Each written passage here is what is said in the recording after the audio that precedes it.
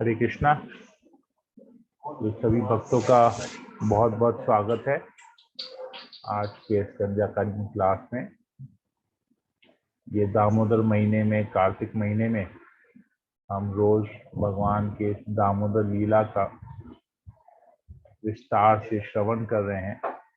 बहुत पवित्र महीना है। इसी महीने में भगवान ने दामोदर लीला भी की और ये इतनी सुंदर लीला है कि इस लीला का हम लोग पूरे महीने इसी लीला का हम गुणगान करते हैं। तो हमने कल पढ़ा था किस प्रकार यशोदा माई दही मंथन करने के लिए बैठती है और वो सोचती है कि दिवाली का दिन था और सभी दासियां जो है अन्य अन्य कार्य में व्यस्त थी। तो यशोदा माई ने सोचा कि मैं खुद ही कृष्ण के लिए दही मंथन करूं और माखन बनाऊं। और उस पर सुखदेव गोस्वामी बहुत सुंदर वर्णन देते हैं। जिस पोजीशन में यशोदा माई बैठी हुई थी, पीत रंग का येलो कलर की साड़ी पहनी हुई थी और कुंडल थे, बालों में मालती पुष्प थे और हाथ में कंगन, और वो दही मंथन कर रही थी, मंथनी को घुमा रही थी। तो किस प्रकार मंथनी से भी आवाज आ रही थी और उसके कंगनों में कंगन से भी आवाज आ रही थी। जिस प्रकार करताल की आवाज होती है, जिस प्रकार मृदंग की आवाज होती है, और वो कृष्ण की बाल लीलाओं को स्मरण कर रही थी और गीत के माध्यम से उसको गुनगुना रही थी। यहां तक हमने कल पढ़ा। इसके आगे आज हम चर्चा करेंगे। तो हमने श्लोक नंबर 1, 2 और 3 किया। आज हम लोग चौथा श्लोक करेंगे। चौथा श्लोक करने से पहले हम लोग एक बार मंगलाचरण कर लेते हैं। ओम अज्ञानतिमिरान्धस्य ज्ञानाञ्जना शलाकया चक्षुरुन्मीलितं येन तस्मै श्रीगुरुवे नमः। नमो विष्णुपादाय कृष्णप्रेष्ठाय भूतले श्रीमते भक्तिवेदांत स्वामिनिति नामिने। नमस्ते सरस्वती देवे गौरवाणी प्रचारिणे निर्विशेष शून्यवादी पाश्चात्य देशतारिणे। हे कृष्णा करुणा सिंधु दीनबंधु जगतपते गोपेश गोपिकाकांत राधाकांत नमस्ते।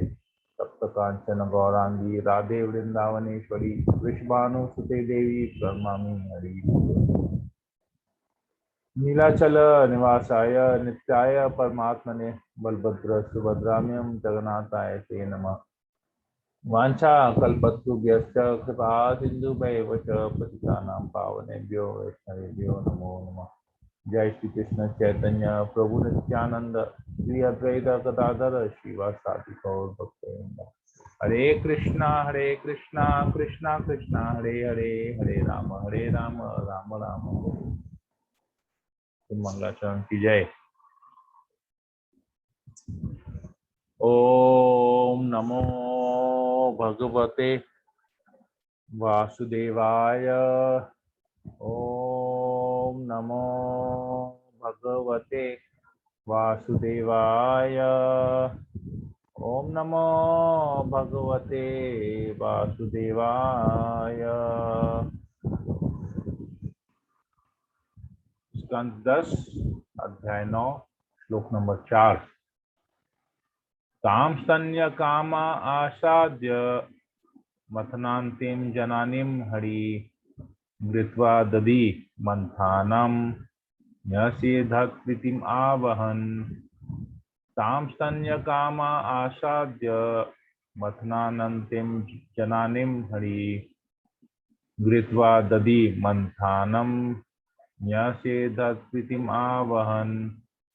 ताम स्तन्य काम आसाद्य मथनन्तिम जनानिम हरि गृत्वा दधि मंथानम न्यसेधात्कृतिम आवहन। यहाँ पर सुखदेव गोस्वामी बताते हैं ताम स्तन्य कामा आसाद्य। तो हमने पढ़ा किस प्रकार दही मंथन करते समय कृष्ण के लीलाओं का कीर्तन करते समय वात्सल्य प्रेम, यशोदा माई में वात्सल्य प्रेम आया और उस वात्सल्य प्रेम से उनके स्तनों में दूध आ गया। अब कृष्ण जो कि पास वाले कमरे में सो रहे थे, कृष्ण आए वहां पर, क्या इच्छा करके? स्तन्य कामा, उनका स्तनपान करने के लिए कृष्ण वहां पर आसाध्य वहां प्रकट हुए। कृष्ण अपने रूम से, कमरे से निकल के सोए हुए थे और वो वहां पर स्तनपान करने की इच्छा से वहां पर आए। और किसके पास आए?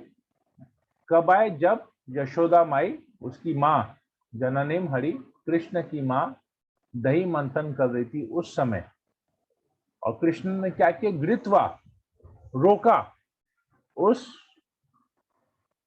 को, जो मंथनी है, मंथनी को, दधि मंथानम, जो मंथन करने वाली जो लकड़ी थी, उस लकड़ी को रोका और जिस हिसाब से उसने उस लकड़ी को पकड़ा और स्तनपान करने के लिए यशोदा की तरफ देखे तो उसमें एक, यशोदा माई में एक अलग सा एक प्रेम भाव उस समय आया। तो जिस प्रेम से कृष्ण ने यशोदा की तरफ देखा, अपनी मैया की तरफ देखा स्तनपान करने की इच्छा से, तो एक बहुत सुंदर वहां पर वातावरण बन गया। तो यहाँ पर बहुत, इस पर्टिकुलर श्लोक में बहुत सारी शिक्षाएं हमको मिलती है।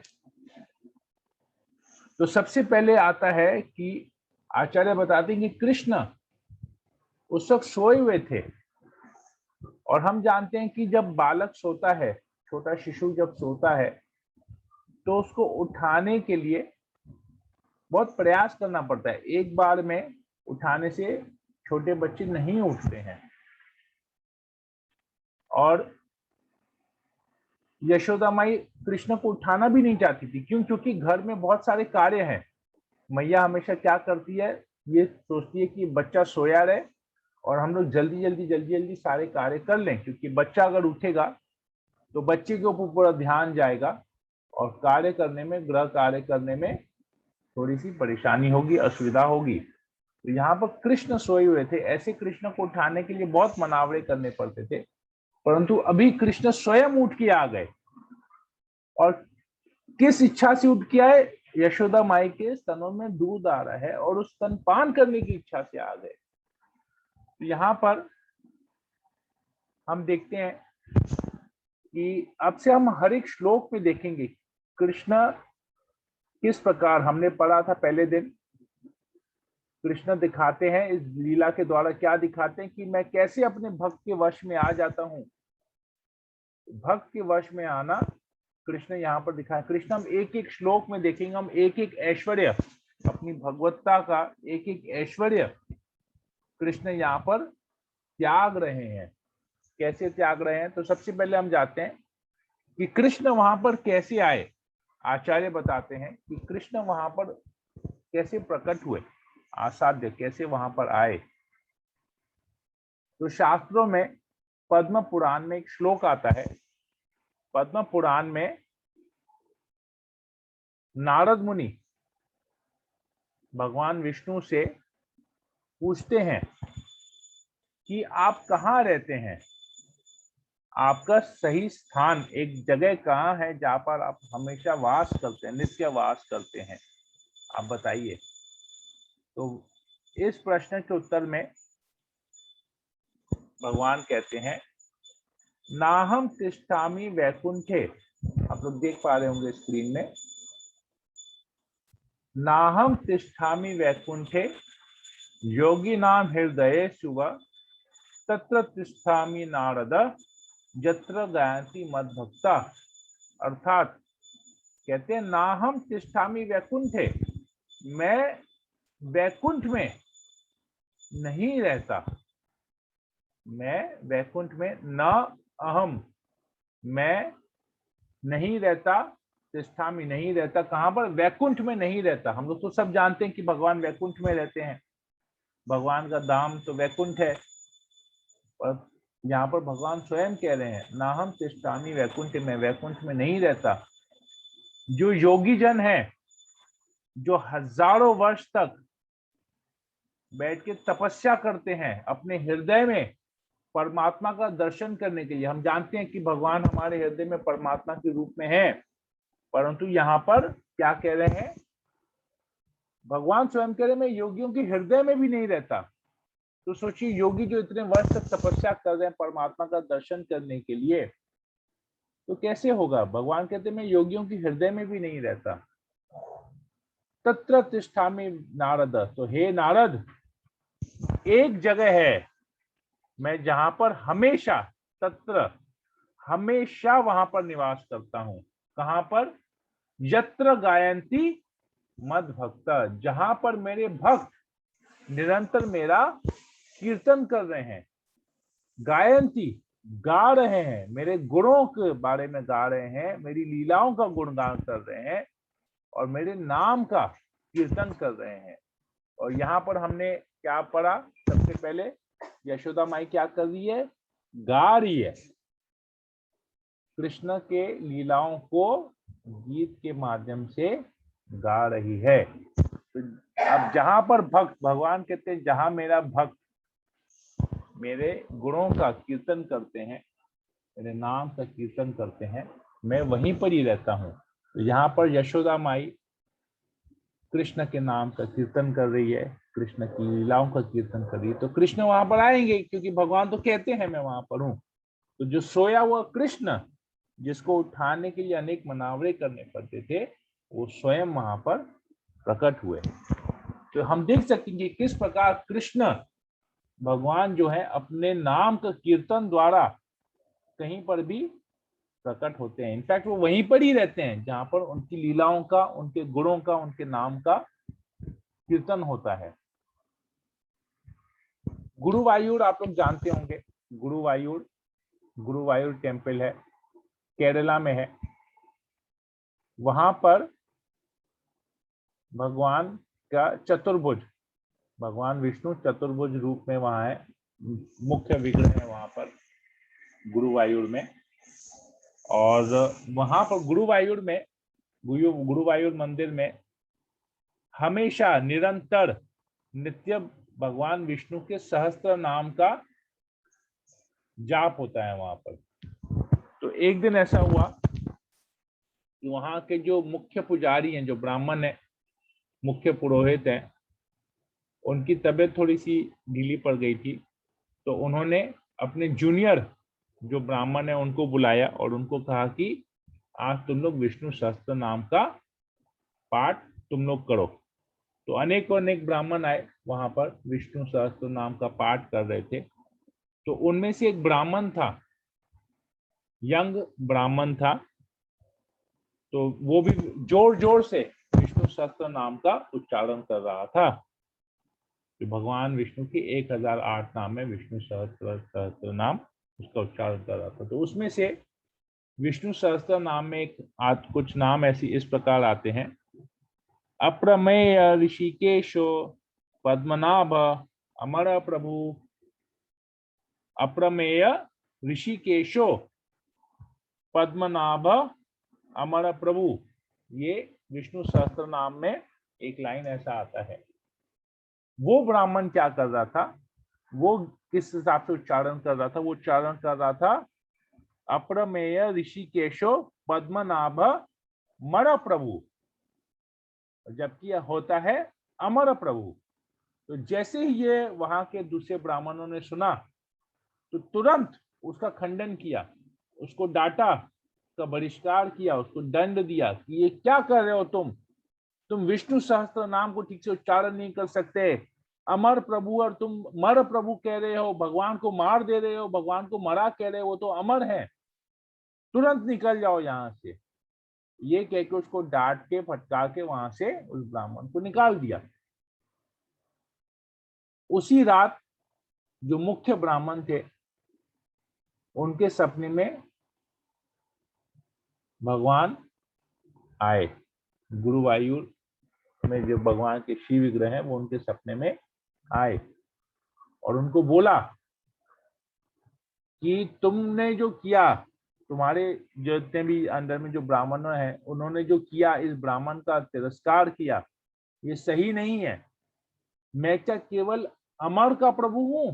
अमर जो जीव है, जो नित्य सिद्ध जो जीव है, जिनकी कभी मृत्यु नहीं होती, मतलब वैकुंठ में जो लोग रहते हैं, मैं केवल उनका प्रभु हूं? इस मर्त्य लोक के लोगों का मैं प्रभु नहीं हूं? उसने तो मर प्रभु कहा ना। तो क्या मैं ये मर्त्य लोक के जो जीव हैं, जितने भी मर्त्य लोक में जो जीव हैं, क्या मैं उनका प्रभु नहीं हूं? मैं केवल वैकुंठ में जो लोग जीव रहते हैं, मैं उनका प्रभु हूं? तो अब से क्या करना है, पूरे विश्व में कहीं पर भी विष्णु सहस्त्र नाम का उच्चारण होगा, वो होगा अप्रमेय ऋषिकेशो पद्मनाभ अमर प्रभु। परंतु इस मंदिर में जब भी विष्णु सहस्त्र नाम का उच्चारण होगा, वो होगा अप्रमेय ऋषिकेशो पद्मनाभ मर प्रभु। तो भगवान आए, तो देखिए से पता चलता है कि भगवान के नाम का जहां पर उच्चारण होता है, भगवान वहां पर प्रकट होते हैं और भगवान उसके प्रति आकृष्ट होते हैं। भगवान को अगर आकृष्ट करना है तो भगवान के नाम के माध्यम से भगवान को आकृष्ट करना पड़ेगा। ये हम लोग देखते हैं, इसको अगर थोड़े से भौतिक जगत के उदाहरण से अगर हम समझें, तो देखिए हम लोग भी ऐसे आकृष्ट होते हैं। जैसे अभी अगर हम लोग मान लीजिए हम लोग 4-5 जने चर्चा कर रहे हैं, ग्रुप बना हुआ हम लोग 10-12 जने हैं। जैसे अभी हमने यात्रा में भी देखा था, बस में हम लोग सफर कर रहे थे, तो हम लोग 3-4 जन 5 जने एक साथ बस में बैठ के आसपास बात कर रहे थे, और 2-3 सीट छोड़ के और 4-5 जने थे, वो लोग भी आपस में बात कर रहे थे। परंतु हम जैसे किसी का नाम, उस दूसरे ग्रुप में किसी का नाम लेते हैं,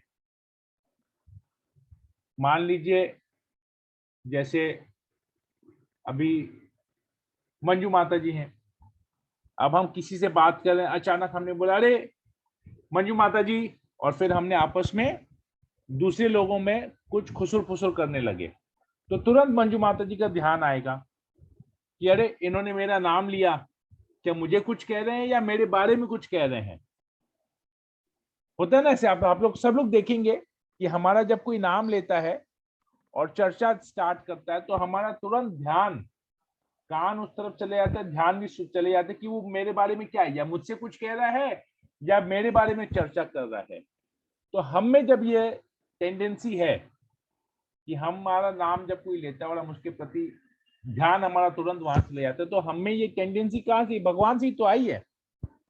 सब कुछ तो भगवान से आया है। तो जब भगवान का अगर कोई नाम लेगा, भगवान के नामों का उच्चारण करेगा, तो भगवान कैसे नहीं वहां पर ध्यान देंगे? कैसे वहां प्रकट नहीं होंगे? कैसे उनका ध्यान खींचेगा नहीं वहां पर? तो इसलिए भगवान कहते हैं जहां पर मेरे भक्त, यत्र गायन्ति मद भक्त, जहां पर मेरे भक्त मेरे गुणों का कीर्तन कर रहे हैं, मैं वहां पर ही हमेशा रहता हूं। तो एक बार एक हमारे इस्कॉन में एक डिवोटी परिवार है, उसका एक भक्त था, और भगवान इसमें ना हमेशा ये जो रेसिप्रोकेशन होता है, तो भगवान इसमें रेसिप्रोकेशन में भी हमेशा हमसे आगे रहते हैं। जैसे हम कहते हैं ना कि हम भगवान के प्रति 1 कदम बढ़ाएंगे, तो भगवान हमारे प्रति 10 कदम बढ़ाएंगे हमारी तरफ। तो एक छोटा बालक था, वो हरे कृष्ण महामंत्र अपने घर में बैठा था, इनफैक्ट अपने घर के सोफा में लेटा हुआ था, और वो हरे कृष्ण महामंत्र जप कर रहा था। हरे कृष्णा कृष्णा कृष्णा हरे हरे, हरे राम राम राम हरे हरे, लेट लेट के जप कर रहा था वो। उस वक्त उसकी माँ आई और उसको बोली, अरे बेवकूफ क्या कर रहा है, भगवान का नाम लेटे लेटे जप कर रहा है, ऐसे थोड़ी ना होता है। तो वो कहता है कि माँ, मैंने एक लेक्चर में सुना था, एक प्रभु के लेक्चर में सुना था कि जब हम भगवान का नाम लेट के जप करते हैं, तो भगवान बैठ के हमको सुनते हैं। जब हम बैठ के भगवान का नाम जप करते हैं, तो भगवान खड़े होके हमको सुनते हैं। जब हम खड़े रह के भगवान का नाम लेते हैं, तो भगवान नृत्य करना स्टार्ट करते हैं। और जब हम नृत्य करते हैं, भगवान का नाम लेते लेते नृत्य करते हैं, तो भगवान मूर्छित हो जाते हैं। कहने का तात्पर्य ये है, या इसका मतलब ये नहीं है कि हमको लेट के जप करना चाहिए, तो बालक कहता है कि इसीलिए मैं थोड़ा सा लेट के जप कर रहा हूं ताकि भगवान भी बैठे। मैं भगवान को ज्यादा तकलीफ नहीं देना था। मैं अगर बैठ के जप करूंगा तो भगवान हमेशा खड़े रहेंगे, और खड़े रह कि भगवान थक जाएंगे, उनके पैरों में दर्द होगा, इसलिए मैं लेट के जप कर रहा हूं और भगवान थोड़ा सा बैठ के मुझे सुन रहे हैं। तो ये वो बालक कह रहा था। तो इससे हमको ये दो निष्कर्ष निकलते हैं। एक पहला निष्कर्ष जो हम लोग साधारण रूप से सोचेंगे कि चलो अब से हम लेट के ही जप करेंगे तो भगवान बैठ के सुनेंगे हमको, परंतु निष्कर्ष ये है कि भगवान रेसिप्रोकेशन में हमसे हमेशा 10 कदम आगे रहते हैं।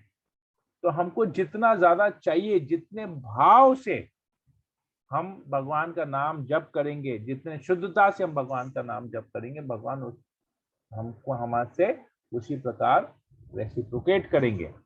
तो लेटते लेटते जप करने से क्या होगा, हमको नींद आ जाएगा और भगवान चले जाएंगे। भगवान बोले अरे ये तो सो गया, अब मैं इधर बैठ के क्या करूंगा, मैं चले जाता हूं दूसरी जगह।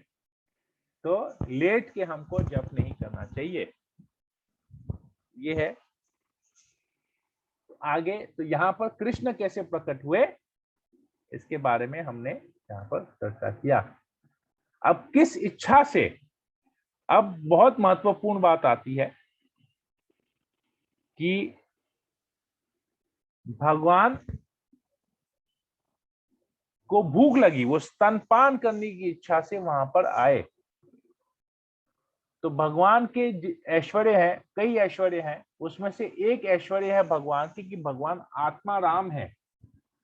आत्मा राम का अर्थ है जो हमेशा संतुष्ट रहते हैं, जिनकी कभी कोई कार्य करने की इच्छा नहीं होती है, सेल्फ सेटिस्फाइड, संतुष्ट, अपने आप में ही संतुष्ट, जो कभी भी किसी प्रकार की इच्छा उनकी नहीं होती है, तो उसको कहते हैं आत्मा राम, ऑलवेज सेल्फ सेटिस्फाइड। परंतु यहां पर हम देखते हैं कि भगवान की इच्छा हुई, भगवान ने इच्छा प्रकाशित की। कैसी इच्छा, मैया का स्तनपान करने की इच्छा। तो आत्मा राम, बहुत जन ऐसे हैं जो आत्मा राम, अपने आप को आत्मा राम बताते हैं। भगवान कहते हैं कि हम भगवान के अवतार हैं, हम भी आत्मा राम है, हमको कोई प्रकार की किसी प्रकार की इच्छा नहीं है। इच्छा नहीं है तो उनको भूख भी नहीं लगनी चाहिए, फिर भगवान को तो भूख नहीं लगती है। परंतु यहाँ पर क्योंकि उसके भक्त उसको पुकार रहे हैं, इसलिए भगवान वहां पर अपने आत्माराम वाले ऐश्वर्य को, देखिए भक्त कि भगवान को क्या बताते हैं, जब हमने क्या पढ़ा, हरिनाम भृत्यवश्यत एवं समदर्शनायंग, हरिनाम भृत्यवश्यत। भगवान ये दर्शा रहे हैं कि किस प्रकार मैं अपने भक्त के वश में आ रहा हूं। तो भगवान अपनी भगवत्ता को त्यागेंगे तभी वो अपने भक्त के वश में आ सकेंगे। तो भगवान अपना यहाँ पर एक ऐश्वर्य, आत्मा राम वाला ऐश्वर्य को त्याग रहे हैं। तो यहाँ पर हम ईशोपनिषद में भी, जो सबसे पहले ईशोपनिषद में आता है इन्वोकेशन मंत्र, उसमें आता है ओम पूर्णमद पूर्णमिदम,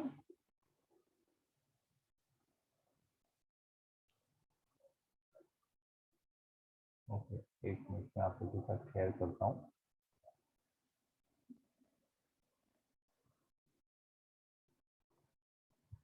ओके ये देखिए, ओम पूर्णमद पूर्णमिदम पूर्णात् पूर्णमुदच्यते पूर्णस्य पूर्णमादाय पूर्णमेवावशिष्यते। भगवान पूर्ण है और उनसे जो भी चीज निकलती है, यहाँ तक कि ये सृष्टि भी पूर्ण है, और हर एक चीज, और पूर्ण होने के पश्चात भी जो उनका जो भी एक अंश है वो भी पूर्ण है, और उसमें कोई भी अपूर्णता नहीं है। तो अपूर्णता जो पूर्ण है तो उनमें कोई इच्छा हो सकती है, उनको काम करने की कोई जरूरत है नहीं है। जो अपूर्ण होते हैं उनको कार्य करना पड़ता है। जिस प्रकार जीव गोस्वामी बताते हैं, जैसे हम बद्ध जीव हैं, हम अपूर्ण हैं, इसीलिए हमको कार्य करने की जरूरत होती है, क्योंकि हमको इच्छा होती है, अपनी इच्छाओं को पूरी करने के लिए हम कार्य करते हैं। तो कहते हैं अपूर्णस्य निज पूर्तार्थे चेष्टशा इति कर्म। तो कर्म करने का डेफिनेशन बताते कि हमको कर्म क्यों करना पड़ता है। जीव गोस्वामी बताते हैं अपूर्णस्य, हम लोग अपूर्णस्य निज, हम लोग अपूर्ण हैं, और पूर्तार्थे, उस अपूर्णता को पूरा करने के लिए हम चेष्टा करते हैं, प्रयास करते हैं, और उसी प्रयास को कहा जाता है कर्म। जैसे हमको भूख लगती है, अगर हम पूर्ण होते तो हमको भूख नहीं लगती, परंतु हम अपूर्ण हैं, अपूर्ण है, इनकम्प्लीट है, इम्परफेक्ट है, इसलिए हमको वो भूख लगती है, और वो भूख मिटाने के लिए हमको कार्य करना पड़ता है। हम कार्य करते हैं, उस कार्य करके हम पैसा कमाते हैं, उस पैसा से हम मार्केटिंग करते हैं, और मार्केटिंग से फिर वो घर में वो भोजन बनता है, उस भोजन को फिर हम भगवान को निवेदन करते हैं, और फिर उसको प्रसाद के रूप में ग्रहण करते हैं। क्यों? हमको भूख लगी है, इसीलिए। परंतु भगवान तो पूर्ण है, भगवान को भूख नहीं लग सकती है। एक बार एक और आता है इसमें, स्टोरी आता है। एक बार नर नारायण ऋषि बद्रिक आश्रम में, बद्रीनाथ में, बद्रिक आश्रम में तपस्या कर रहे थे, बहुत घंघोर तपस्या कर रहे थे। तो तपस्या जब कर रहे थे, तो हम जानते हैं कि भागवतम में कई बार ऐसे आता है, पुराणों में आता है कि जब भी कोई तपस्या करता है तो सबसे ज्यादा डर किसको लगता है? इंद्र को लगता है कि कहीं मेरी जो पदवी है, मेरा जो पोस्ट है, वो कहीं अभी खतरे में है। तो इंद्र क्या करता है, उस समय बहुत सारे अप्सराओं को भेजता है बद्रिक आश्रम में नर नारायण ऋषि की तपस्या भंग करने के लिए। तो लोग नृत्य करते हैं, गीत गाते हैं, परंतु नर नारायण ऋषि जो भगवान है, उनको तो कोई कामना ही नहीं है, उनको तो कोई इच्छा ही नहीं है, तो कैसे उनकी इच्छा को या उनकी कामना को कोई जागृत कर सकेगा? वो तो आत्मा राम है, तो उनकी तपस्या को भंग नहीं कर पाए।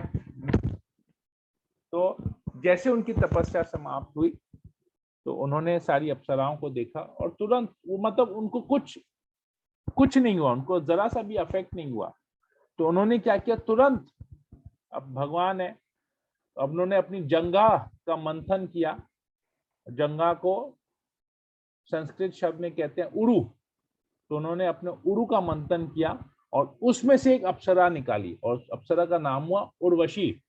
तो कहते हैं कि उर्वशी सारी अप्सराओं में, स्वर्गलोक की जितनी भी अप्सराएं, सबसे सुंदर अप्सरा उर्वशी है। क्यों? क्योंकि भगवान के उरु से वो प्रकट हुई है, और उनको दिया, बोले जाओ तुम लोग भी जाओ और इसको गिफ्ट लेके जाओ, मेरी तरफ से दिवाली ऑफर है, मेरी तरफ से दिवाली गिफ्ट लेके जाओ, इंद्र को जाके दे दो। और इंद्र ने जैसे उर्वशी को देखा, तुरंत जो है मोहित हो गया। देख, इसका मतलब यह कि भगवान की कभी कोई कामना वासना नहीं होती है, भगवान किसी प्रकार की इच्छा नहीं करते हैं। इनफैक्ट वो पूर्ण है, और सबकी इच्छाओं को वो पूरी करते हैं। सबकी इच्छाएं पूरी करने वाले व्यक्ति की कभी कोई इच्छा नहीं होती है।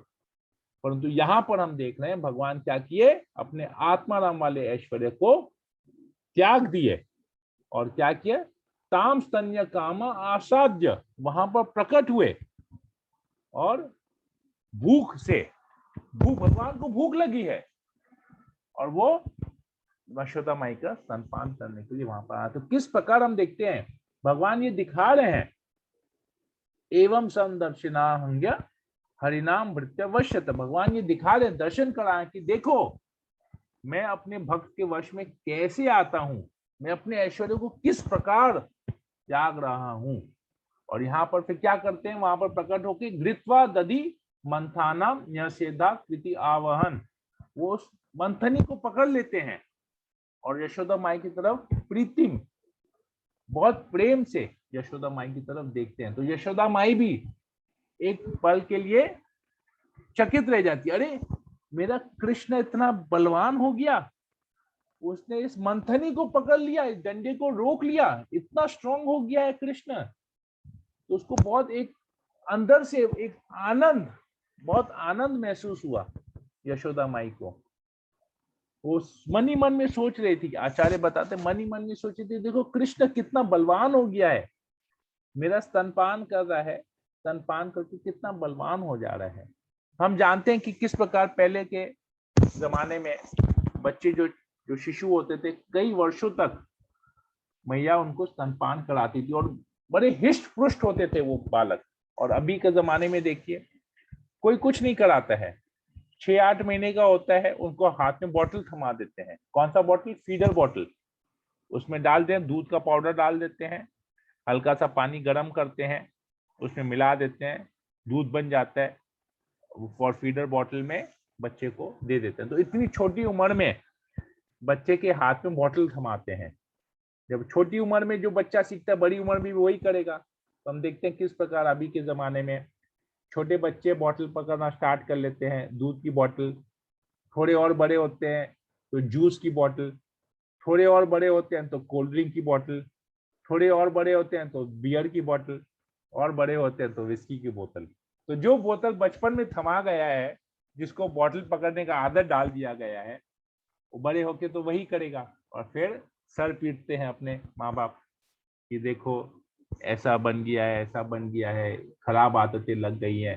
फिर बॉटल की आदत तो तुमने ही लगाई, अब दोष किसको दे रहे हो? अगर बचपन से ही अपने पास रखते, संभालते, तो इसकी जरूरत नहीं पड़ती। ये हम देखते हैं। तो यहाँ पर आचार्य एक और जगह बताते हैं कि जैसे बहुत तथाकथित लोग, कलयुग में बहुत सारे लोग ऐसे हैं जो अपने आप को आत्माराम बताते हैं, भगवान का अवतार बताते हैं, आत्माराम बताते हैं। तो भागवतम में भगवान का अवतार का टेस्ट भी लिखा हुआ है कि कैसे टेस्ट करने से पता चलेगा कि जैसे हम लोग बोलते हैं ना, कुछ भी कोई भी चीज होगा उसका टेस्ट होता है, डीएनए टेस्ट होता है, पैथोलॉजिकल टेस्ट होता है, इस वायरस का टेस्ट, उस वायरस का टेस्ट, सब टेस्ट होता है। तो भगवान, कोई व्यक्ति जो अपने आप को भगवान का अवतार बताता है तो उसका भी टेस्ट है। भागवतम में आता है, चतुर्थ स्कंद में आता है, भगवान ऋषभ देव के कथा में आता है। ऋषभ देव जो कि भगवान के अवतार हैं, जो क्या टेस्ट है? स्टूल टेस्ट है। तो सोचिए, मल का टेस्ट है भगवान के अवतार का। तो कहते हैं ऋषभ देव जो कि भगवान के अवतार हैं, वो जब मल त्यागते थे तो उनके मल से सुगंध आती थी, और वो सुगंध कितनी दूर तक? 80 मील तक उसके सुगंध आती थी। तो ये जो तथाकथित आत्माराम व्यक्ति हैं, सुगंध तो छोड़ दीजिए, उनके मल से दुर्गंध आए, वो भी 80 मील तक आए, तो भी बड़ी बात हो जाएगी। तो ये भगवान का, कोई भी अगर व्यक्ति कहता है कि मैं आत्माराम हूँ, संतुष्ट हूँ, मुझे किसी प्रकार की कोई इच्छा नहीं है, कोई कामना वासना नहीं है, मैं सेल्फ सेटिस्फाइड हूँ, तो ऐसे व्यक्ति, और मैं भगवान का अवतार हूँ, तो ऐसे व्यक्ति का टेस्ट का भी दिया हुआ कि पता चलेगा कि वाकई में वो अवतार है कि नहीं, जेन्युइन है कि फेक है, ढोंगी है, कि वाकई में भगवान का अवतार है। इससे हमको यहाँ पता चलता है।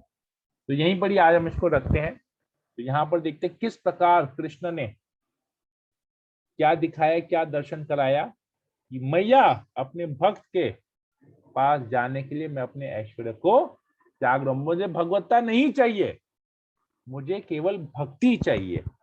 और उस भक्ति को पाने के लिए, अपने भक्त की भक्ति को पाने के लिए, भक्त की इच्छा को पूरी करने के लिए, मैं अपनी भगवत्ता को त्यागने में जरा सा भी संकोच नहीं करता।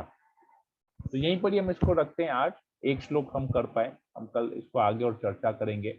अब मैया उसको कैसे अपने गोद में लेती है, उसको किस प्रकार स्तनपान कराती है, आगे की लीला हम कल चर्चा करेंगे। हरे कृष्णा कृष्ण कृष्ण हरे हरे, हरे राम राम राम हरे हरे। श्री दामोदर लीला की जय, श्री दामोदर कार्तिक मास की जय, जगत गुरु श्रील प्रभुपाद की जय। हरे कृष्णा। हरे कृष्णा। किसी को कोई प्रश्न हो या कोई कमेंट हो तो 5 मिनट समय है, मैं ले सकता हूँ। हरे कृष्णा प्रभु जी, हरे दंडवत कृष्ण, प्रणाम। दंडवत प्रणाम मुकेश्वर को बोलिए। आपने श्लोक पढ़ा और श्लोक पढ़ने के पहले आपने बोला कि यहाँ सुखदेव गोस्वामी जी बताते हैं। हाँ, तो सुखदेव गोस्वामी जी कौन थे, थोड़ा सा? सुखदेव गोस्वामी, ये पूरा भागवतम, एक्चुअली भागवतम का बैकग्राउंड ये है कि परीक्षित महाराज को श्राप मिला था कि उनके 7 दिन बाद उनकी मृत्यु हो जाएगी। तो परीक्षित महाराज ने तुरंत अपना राजपाट त्याग करके सुखदेव गोस्वामी वहां पर आए और सुखदेव गोस्वामी के मुंह से उन्होंने 7 दिन भागवत श्रवण किया। तो तभी वो भागवत सप्ताह तभी से स्टार्ट हुआ है। तो 7 दिन जो उन्होंने भागवत श्रवण किया, तो ये पूरा कथा एक्चुअली सुखदेव गोस्वामी परीक्षित महाराज को सुना रहे हैं।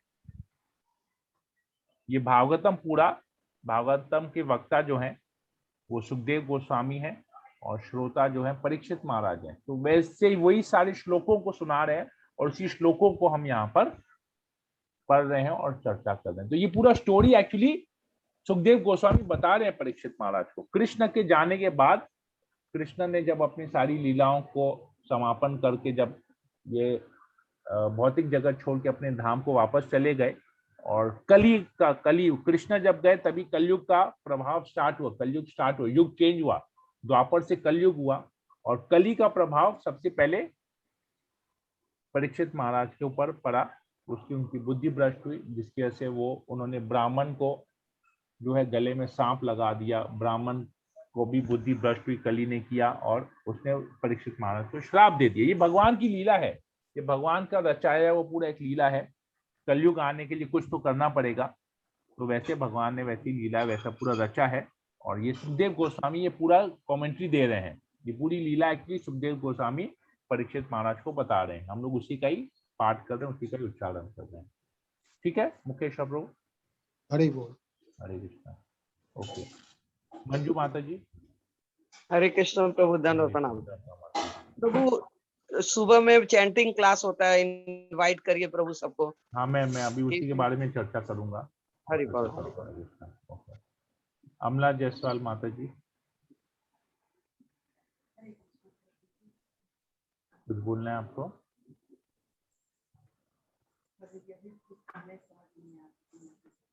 हरे कृष्णा।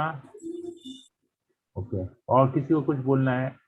अमिया रमन माता जी, अंजू मित्तल माता जी, भावना, हिंदुस्तान माता जी, जयप्रकाश अग्रहरी, ज्योति आंटी, कोमल पंजाबी, महेंद्र शॉ, नवीन प्रभु, निशा गुप्ता माता जी, प्रगति चौरसिया, सुमन चौरसिया माता जी कनेक्ट हुई हैं क्या? हाँ प्रभु, उनकी लड़की है प्रगति। ठीक है। प्रीति सिंह, राजू प्रभु, राखी जायसवाल, राखी सिंह, शांति सूरज। शांति सूरज कौन है? पता नहीं प्रभु, पता नहीं कौन है। परिचय प्रणाम प्रभु जी। हरे बोल। हरे कृष्णा। हरे कृष्णा प्रभु जी। हम हाँ, ये रानीगंज से ज्ञान की बहन है। अच्छा, हरि बोल। अच्छा, हाँ। मुकेश प्रभु की शादी। अच्छा, ओके, ठीक है। कहाँ से हैं? रानीगंज से प्रभु जी। रानीगंज से, ओके, ठीक है। बहुत बहुत स्वागत आपका माता जी। ओके, शुभम जायसवाल, सुलेखा जायसवाल, सुनैना गोयल माता जी, श्रुति शर्मा, उषा कजारिया माता जी, विजय प्रभु, विनोद। विनोद कौन कनेक्ट हुआ? विनोद नहीं, उसमें चद्दर है, निकाल दो, मेरा चद्दर है अंदर। विनोद, सविता माता जी के प्रभु, विनोद प्रभु। ओके, विनोद प्रभु, ओके, विनोद कुमार शाह, ठीक है, विनोद शाह प्रभु, ओके, ठीक है। तो कोई प्रश्न है किसी को? कोई कमेंट है? आप हाँ कमेंट भी नहीं, हाँ या ना भी नहीं बोलते हैं। ओके, तो हमने आज के इसमें पढ़ा कि किस प्रकार भगवान अपने नाम के द्वारा, अपने कीर्तन के द्वारा, अपने लीलाओं का कीर्तन के द्वारा, अपने नाम जप के द्वारा किस प्रकार भगवान आकृष्ट होते हैं। तो भगवान को अगर हमको आकर्षण करना है, कृष्ण तो सर्व आकर्षक है, सभी लोग कृष्ण के प्रति आकर्षित होते हैं। परंतु अगर कृष्ण को आकर्षित करना है, कृष्ण को आकृष्ट करना है, तो कृष्ण के हम इस लीला से सुना कि किस प्रकार नाम के द्वारा, नाम कीर्तन के द्वारा, नाम जप के द्वारा भगवान को आकृष्ट किया जा सकता है, आकर्षित किया जा सकता है। तो वो हम तो सबसे ये रिक्वेस्ट है कि अब हम लोग के लिए क्या है, हम लोग के लिए कहा गया है हरे नाम हरे नाम एव केवलम कलौ नास्त्येव नास्त्येव नास्त्येव गतिरन्यथा। कलयुग में एक ही उपाय है भगवान का नाम कीर्तन करना, हरे कृष्णा महामंत्र का जप करना। तो हम लोग सभी भक्त लोग रोज सुबह 5:30 से 7 एवरी मॉर्निंग 5:30 to 7 हम लोग हरे कृष्णा महामंत्र का ऑनलाइन जूम में ग्रुप चांटिंग करते हैं। आप लोग देखते होंगे टॉबिन रोड भक्ति वृक्ष वाले ग्रुप में रोज सुबह एक जूम लिंक आता है मैसेज में, व्हाट्सएप में। तो 5:30 से लेकर 7 बजे तक होता है, वो ग्रुप चांटिंग होता है। तो आप सभी भक्तों से निवेदन है कि इससे अच्छा मौका, भगवान क्या कहते हैं, यत्र गायन्ति मद भक्त, जहां मेरे सारे भक्त मिलके मेरा कीर्तन करते हैं, मेरा गुणगान करते हैं, मैं वहीं पर ही रहता हूं। तो रोज सुबह भगवान रहते हैं, 5:30 से 7 भगवान उपस्थित रहते हैं वहां पर। अब हमारा हमारा दुर्भाग्य है अगर हम इस 5:30 से 7 के बीच में 10-15 मिनट आधा घंटा के लिए आते हैं। अगर हम नहीं आते तो ये हमारा दुर्भाग्य कि हम भगवान का दर्शन नहीं कर पा रहे। भगवान नाम के द्वारा, कलयुग में कली काले नाम रूपे कृष्ण अवतार, कलयुग में भगवान अपने नाम के रूप में अवतार लिए हैं। तो जब सारे भक्त मिलकर रोज सुबह भगवान का नाम जप कर रहे हैं, कीर्तन कर रहे हैं, तो हमको भगवान का दर्शन हो जाएगा। उसी समय हम भी अगर भक्तों के साथ मिलेंगे और कीर्तन करेंगे, हरे कृष्ण महामंत्र का जप करेंगे, तो हमको इधर उधर और जाने की जरूरत नहीं है। भगवान स्वयं आ रहे हैं। भगवान तो कहते हैं यत्र गायन्ति मद भक्ता, मैं वहीं पर रहता हूँ जहाँ मेरा भक्त मेरा कीर्तन कर रहे हैं, मेरे नाम का जप कर रहे हैं।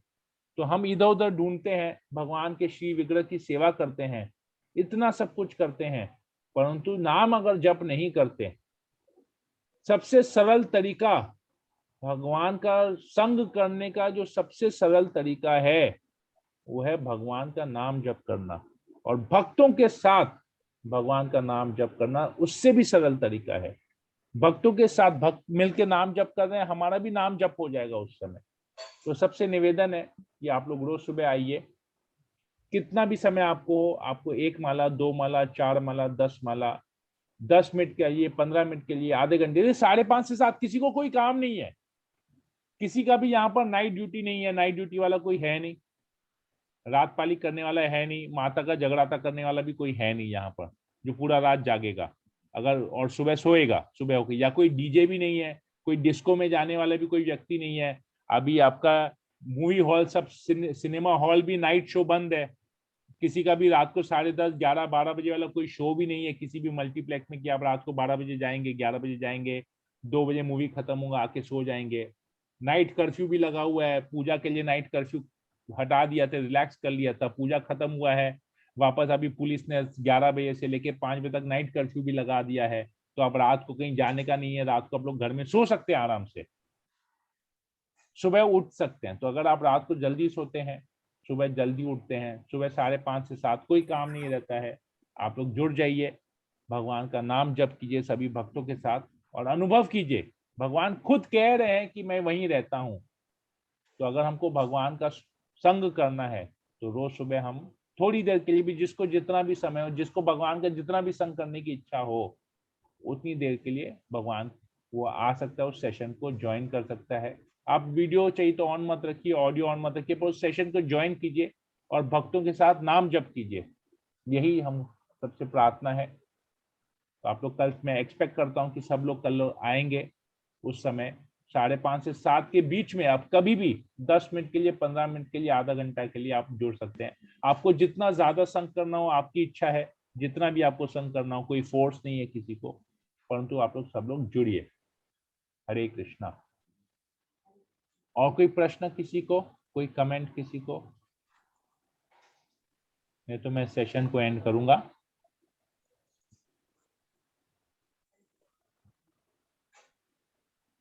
है किसी को कोई प्रश्न है, कोई कमेंट है? हरे कृष्णा। मेरा आवाज सुनाई दे रहा है आप लोग को? हाँ, सुनाई पड़ रहा है, सुनाई पड़ रहा है। तो कोई जवाब क्यों नहीं दे रहा है? मुझे वही ताज्जुब है। कृष्णा प्रभु जी। हरे हरे कृष्णा। कृष्णा बोल हरि बोल हरि बोल। बोल हरि बोल हरि। हरे कृष्णा। हरि बोल। तो हरी बोल सुनना था क्या मुझे, इसलिए मैं सेशन एंड नहीं कर रहा था क्या? हरी बोल सुनने के लिए। हरे कृष्णा प्रभु। यस कोमल। ये for this morning chanting, what is the link? मैं जूम का लिंक शेयर कर देता हूँ, मैं अपने ग्रुप में डाल देता हूँ एक बार, तो यू ऑल कैन ज्वाइन। वही लिंक है पहले जो इसमें आई थिंक पहले आते थे ना तुम लोग सुबह, वही लिंक चल रहा है, वो उसका स्टैंडर्ड लिंक है। फिर भी मैं अभी डाल देता हूँ, अपने वाले ग्रुप में डाल देता हूँ वो लिंक को, तो आप लोग उसमें ज्वाइन कर सकते हैं।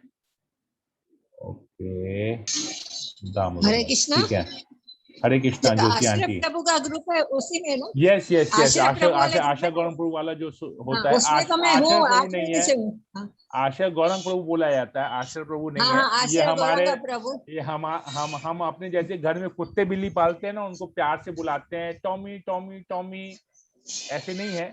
भक्त है, भक्तों का पूरा नाम लिया जाता है, आश्रय गौरंगा। तो इज्जत, सॉरी, उनको वैष्णवों को गुरु महाराज ने भक्तों को नाम दिया, उनका दीक्षित नाम है, तो उनको बहुत प्रेम पूर्वक हमको उनको बुलाना चाहिए, क्योंकि वो हमसे सीनियर हैं। और इनफैक्ट सीनियर क्या, सभी भक्तों को हमको बड़ा आदर करना चाहिए। अगर हम हमारे तो भक्तों शिक्षा का, गुरु है ना वो तो। हाँ हमारे शिक्षा भक्त, गुरु अगर है। हम भक्तों का आदर नहीं करेंगे तो हमारा आध्यात्मिक जीवन में, भक्ति में हम प्रगति भी नहीं कर पाएंगे।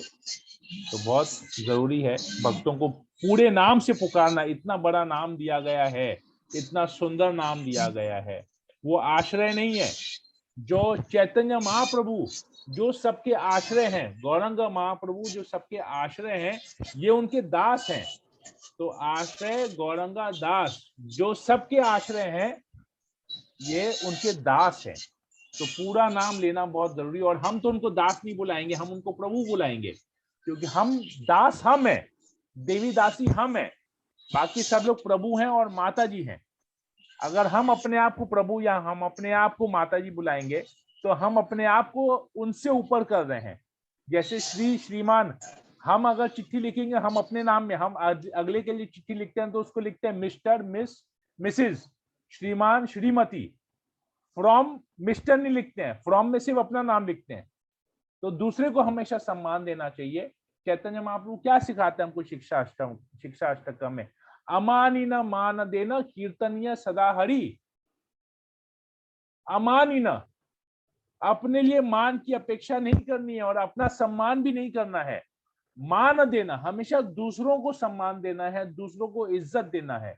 जब हम दूसरों को सम्मान देंगे, दूसरों की इज्जत देंगे और अपने लिए कोई अपेक्षा नहीं करेंगे, अपने लिए सम्मान नहीं ढूंढेंगे, कीर्तनीय सदा हरि, तभी हम भगवान के नाम का कीर्तन कर पाएंगे, भगवान के नाम का जप कर पाएंगे। जब तक हम अपने आप को सम्मान देंगे और दूसरों का आदर नहीं देंगे, हम अपराध किए जा रहे हैं। हम कैसे अपराध में भगवान का नाम जप कर पाएंगे? संभव ही नहीं है। तो बहुत जरूरी है लोगों को पूरे नाम से बुलाना। तो आप देखिएगा, मैं भी जब भी बुलाता हूँ आप लोग से क्वेश्चन पढ़ता हूँ कि मैं हमेशा सबका, मैं खाली बोलता हूँ भावना, बोलता भावना आहूजा, कोमल पंजाबी, ज्योति आहूजा आंटी, मैं ऐसे हमेशा बोलता हूँ पूरा, नवीन बचानी प्रभु, मंजू जयसाल माता जी। अब देखिएगा हमेशा मैं पूरा नाम लेता हूँ, क्योंकि इतना सुंदर नाम है।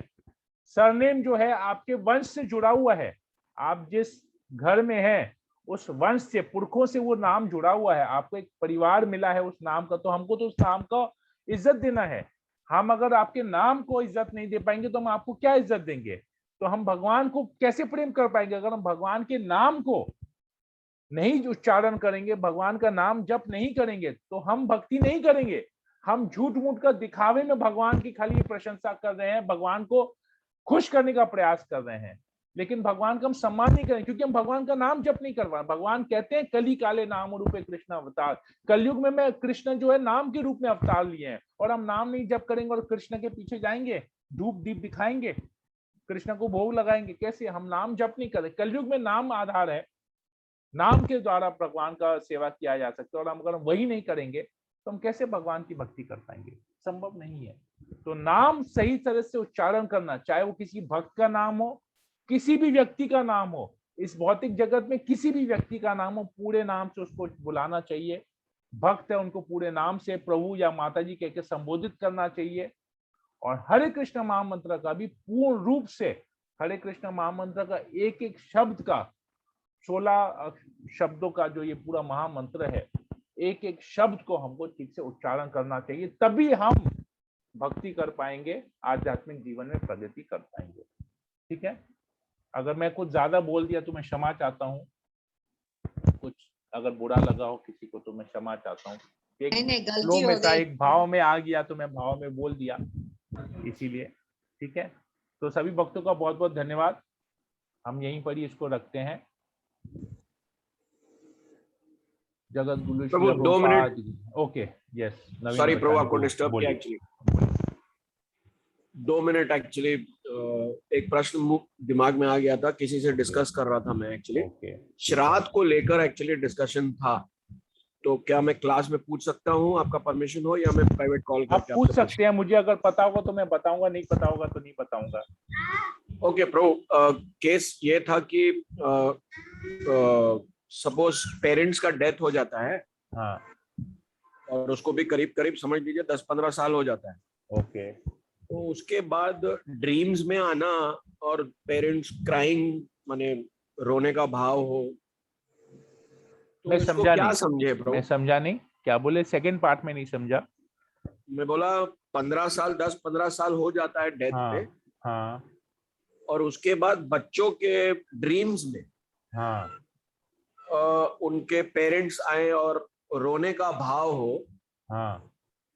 तो इसको कैसे लिया जाए? माने क्या श्राद्ध ठीक से नहीं? ओके, ओके, ओके, मैं समझ गया इसको। ये इसको क्या थोड़ा होता गाइडेंस है? दीजिए ना, हाँ, क्या करना चाहिए? इसमें मैं एक लेक्चर में इसके बारे में सुना था, आशा गौरव प्रभु के एक लेक्चर में सुना था। गीता में ये आता है, गीता का एक श्लोक में आता है, यान्ति पित्र यथा देवा, ऐसे का कुछ एक श्लोक आता है कि जो देवताओं की पूजा करते हैं वो देवलोक जाते हैं, जो पित्र की पूजा करते हैं जो वो पित्र लोग जाते हैं, और जो भगवान कहते हैं जो मेरी पूजा करते हैं मेरे धाम को आते हैं। तो आशा गौरव प्रभु एक लेक्चर में इसको समझा रहे थे कि जैसे हम जब भक्ति में नहीं आते हैं तो हमारा एक सोशल रिस्पॉन्सिबिलिटी रहता है अपने पितरों के प्रति। हमको पितृ पूजा करना पड़ता है, श्राद्ध करना पड़ता है, क्योंकि हम भक्ति में नहीं है। तो हमको जो शास्त्र के जो नियम है उसको कुछ ऐसे कुछ रेगुलेशंस, रूल्स एंड रेगुलेशंस को हमको फॉलो करना पड़ता है। पर जब हम भक्ति में आते हैं तो किसी कारण से हम उस रूल रेगुलेशन में थोड़ा मॉडिफिकेशन करना चाहते हैं या ऐसा कुछ करने का प्रयास करते हैं, तो उसमें क्या होता है ना, पितरों का स्वप्न में आना, मतलब हमारा हम जो अर्पण कर रहे हैं पितरों को श्राद्ध के महीने में वो ठीक से नहीं हो रहा है, इसलिए वो हमारे सपने में आ रहे हैं। क्योंकि पितर तो भक्त नहीं थे, हमारे जो माता पिता वो भक्त नहीं थे, और हम भी शुद्ध भक्त नहीं है कि हमारे चक्कर में हमारी भक्ति से उनका उद्धार हो गया हो। और क्योंकि वो लोग अपने माँ बाप का या अपने दादा परदादा का वो लोग पितृ पूजा कर रहे थे, तो मतलब वो लोग भी पितृलोक गए हैं। तो क्या होता है, पितृलोक है वो धरती के नीचे है, मतलब प्लैनेटरी सिस्टम में, ज्योग्राफी में, वैदिक कॉस्मोलॉजी में पितृलोक धरती के नीचे है, परंतु ऐश्वर्य में और भोग में धरती से ज्यादा है वहां पर। ठीक है, तो हम जब ठीक से पितरों को अर्पित नहीं करते हैं कुछ भी, तो पितर क्या करते हैं, वो पितर एवरी ईयर हमारे भोग का इंतजार करते हैं, उनको चाहिए होता है उनका, क्योंकि उनका परिवार से कनेक्शन नहीं टूटा बोल के वो पितृलोक में है। अगर परिवार से कनेक्शन टूट गया होता ना तो वो भगवान के धाम में होते। कनेक्शन नहीं टूटा है, मोह अभी भी उस परिवार के प्रति है, इसलिए वो पितृलोक में है। और पितृलोक में रह के उस श्राद्ध के माध्यम से उस परिवार को वो एक्सेप्ट कर रहे हैं, परिवार का भोजन बनाया हुआ भोजन एक्सेप्ट कर रहे हैं, क्योंकि उनको अभी भी आसक्ति है। तो इसलिए वो लोग आते हैं। जब वो ठीक से अर्पण नहीं होता है ना, उसमें थोड़ा सा कमियां रह जाती है, खामियां रह जाती हैं, तो वो लोग आते हैं।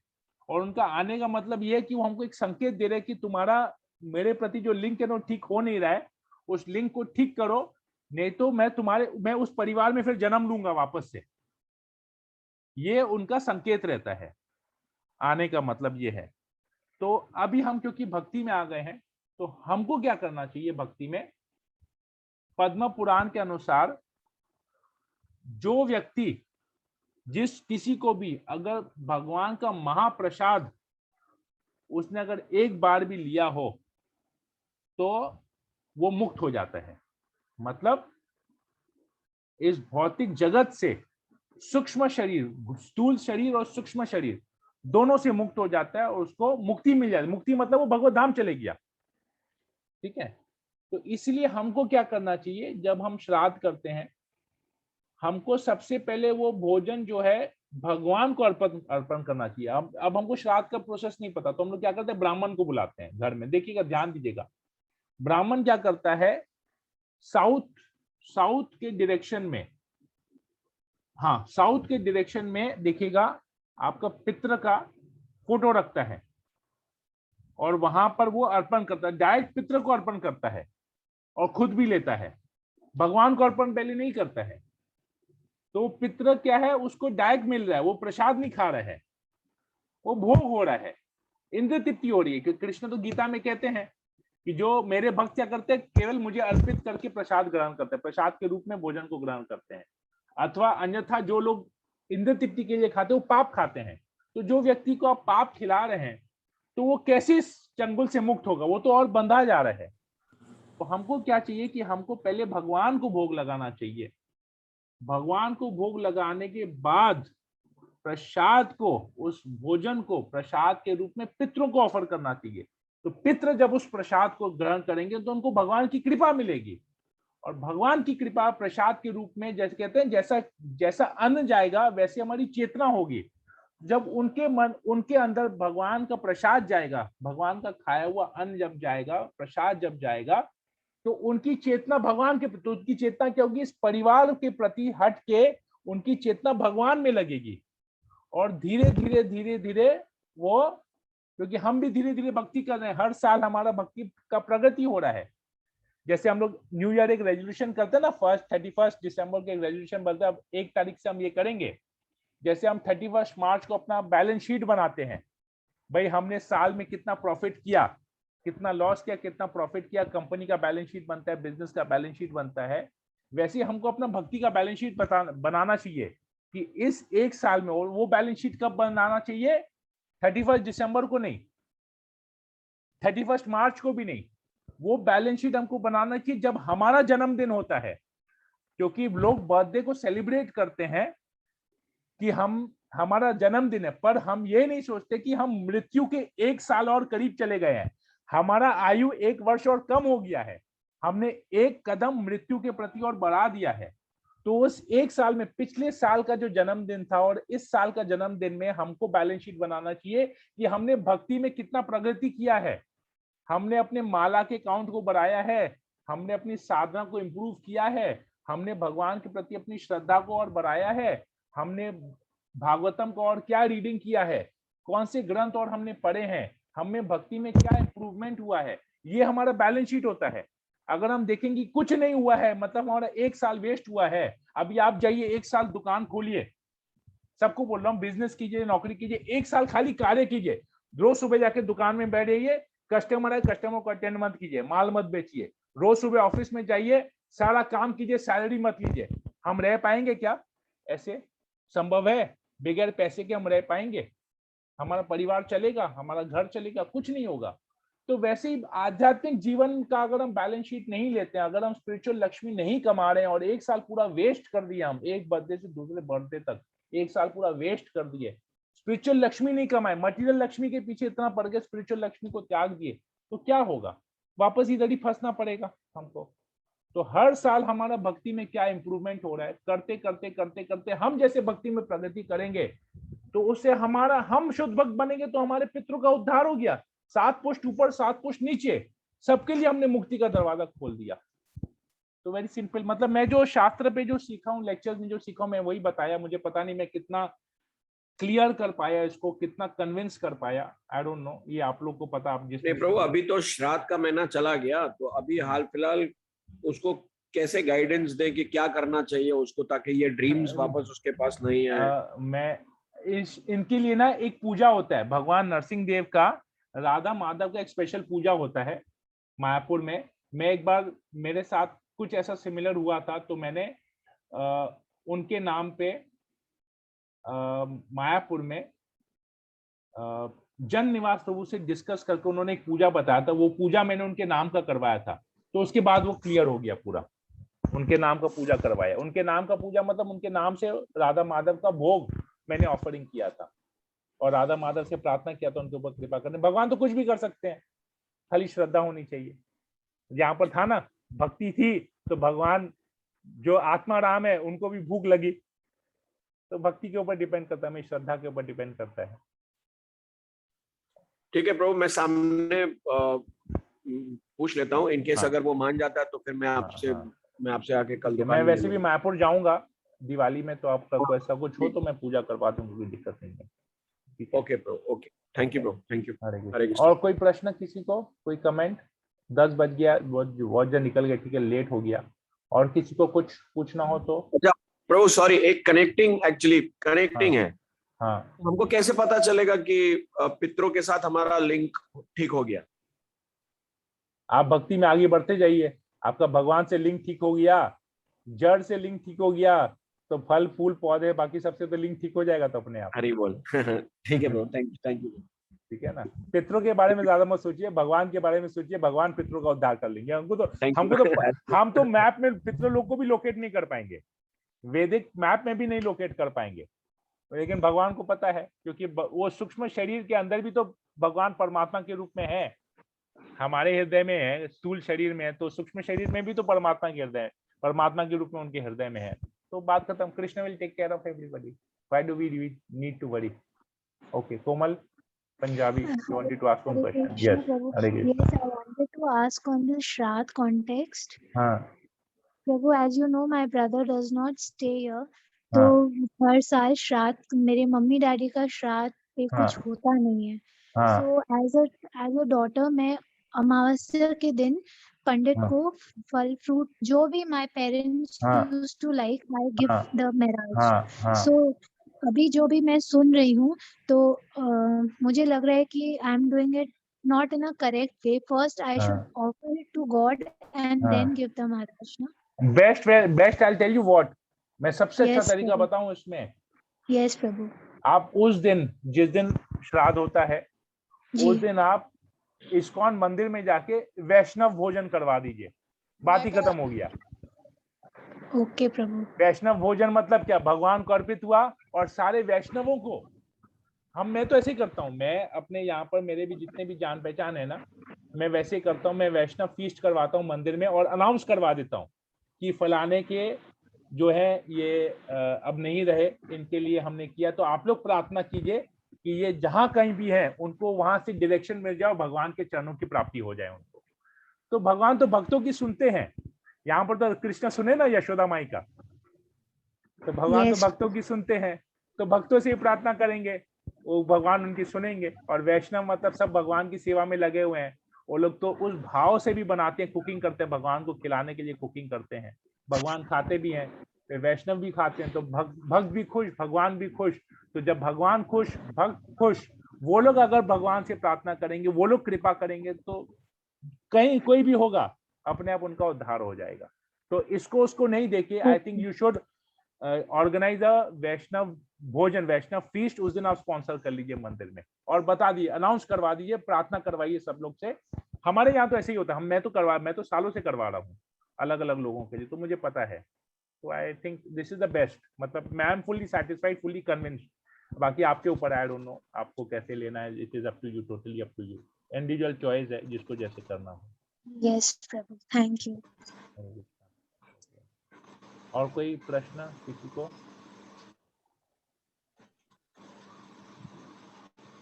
ठीक है, तो मैं यहीं पे एंड करता हूँ। जगत गुरु श्रील प्रभुपाद की जय, समवेत भक्तवृंद की जय। वांछा कल्पतरुभ्यश्च कृपा सिंधुभ्यैव च जय। पतितानां पावनेभ्यो वैष्णवेभ्यो नमो नमः। वैष्णवेभ्यो नमो नमः। हरे कृष्णा। हरे